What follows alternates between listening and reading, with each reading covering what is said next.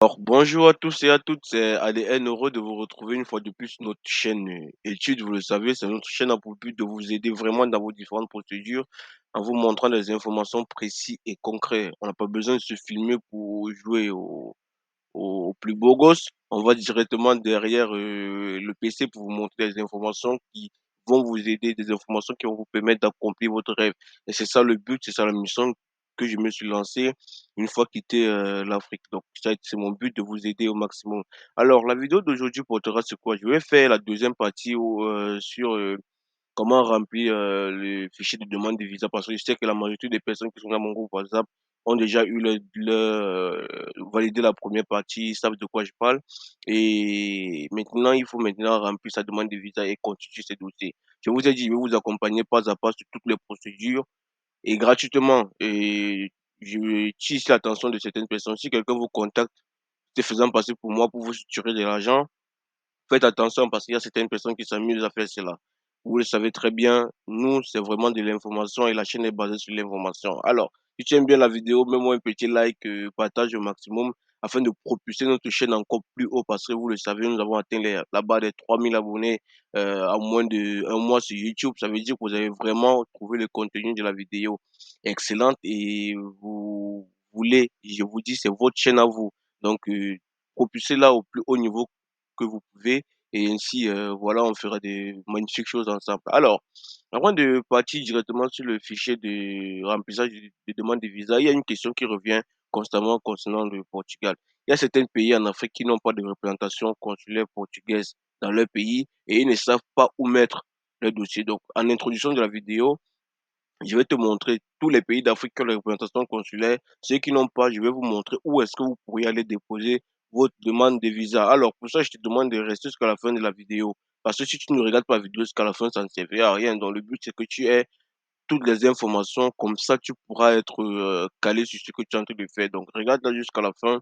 Et sans plus tarder, on va commencer. Comme vous pouvez voir, je vous laisse le lien en description de la vidéo. On dit euh, portail des communautés portugaises. On dit, nous, on va aller sur l'Afrique, parce que c'est ça qui nous intéresse.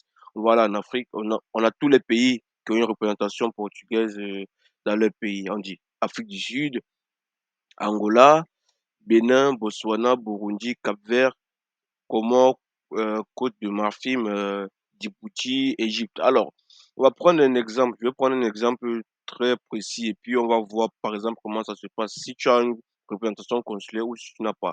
Je viens par exemple sur Éthiopie, je clique sur Éthiopie. S'il y a les Éthiopiens qui me suivent actuellement, je vous salue. On dit section consulaire de l'ambassade du Portugal à Addis Abeba. Ça veut dire qu'il y en a une, il y en a.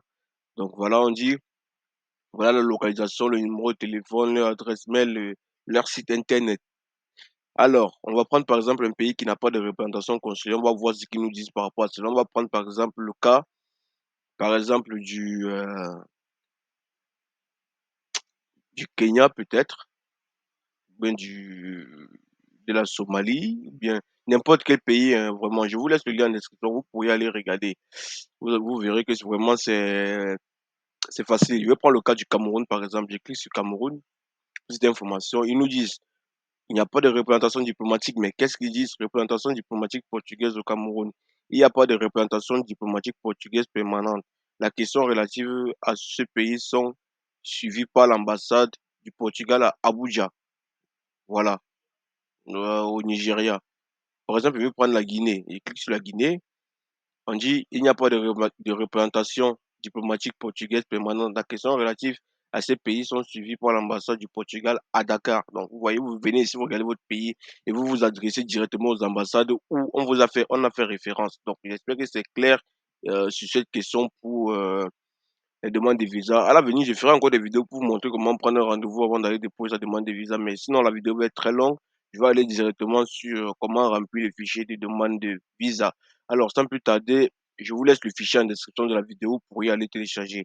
Ça, la première vidéo, nous étions arrêtés ici. Si tu n'as pas vu la vidéo, je t'invite à aller la regarder pour ne pas, euh, pour ne pas être perdu parce que j'avais déjà rempli la première partie. Je vais vous épingler cela tout en haut et je vais vous mettre cela aussi en commentaire ou en fin de vidéo pour que vous puissiez aller la regarder. Alors, en 21, nous avons Main Purpose of the Journey. Nous, il y a tourisme, business, visite familiale, culture, sport, official visit, medical reasons, studies, transit, air transit, other please spécifiques.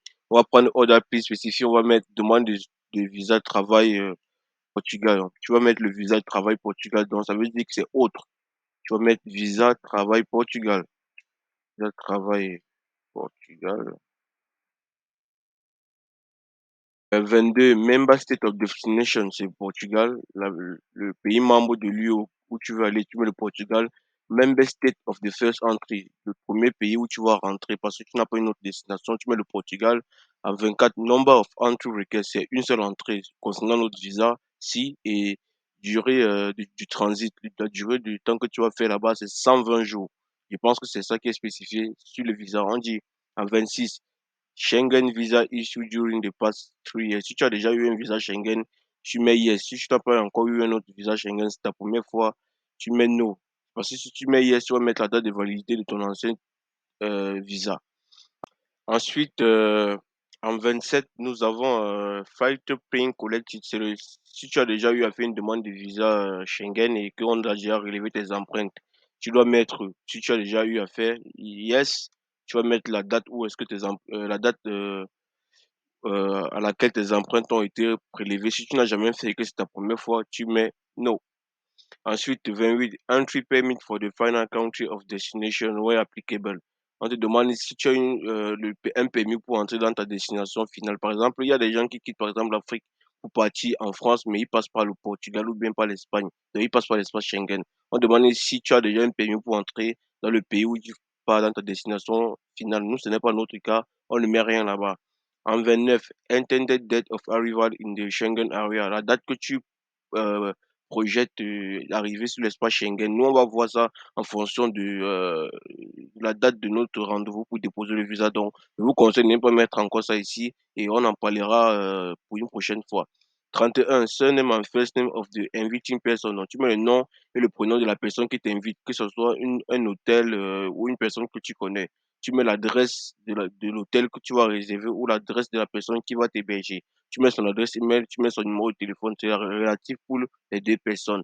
En 32, name, first name and address, téléphone, téléfax and email, address of contact person in company organization. Donc, si c'est une compagnie qui va t'attendre, tu vas mettre son numéro de téléphone, son nom, son adresse, ou bien si c'est un hôtel, tu vas mettre cela. Pour faire ta réservation, ou est-ce que quand tu vas arriver, tu vas rester. Voilà. 33, cost of traveling and living during the applicant stay in coverage.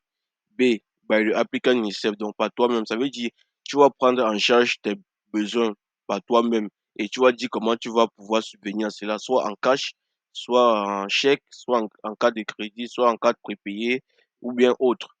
Si c'est une personne qui te prend en charge, un sponsor ou un membre de ta famille qui est dans l'Union européenne, la personne doit dire comment est-ce qu'il doit te prendre en charge. Ouais, ça fait référence à la question 31 et 32. Donc, c'est très simple. Si tu as des questions, n'hésite pas à me les poser en commentaire. Je vais te répondre pour mieux t'éclaircir. En 34, personal data of family member ou is UE. Donc, si tu as une personne qui vit dans l'Union européenne, tu peux mettre son nom, son prénom, sa date de naissance, sa nationalité et son titre de séjour ou sa carte d'identité.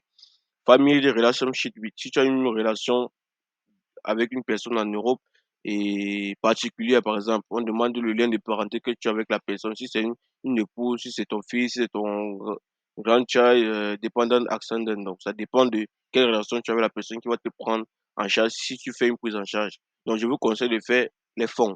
Parce que si tu n'as pas de prise en charge, ça ne sert à rien d'aller prendre quelqu'un que tu ne connais pas.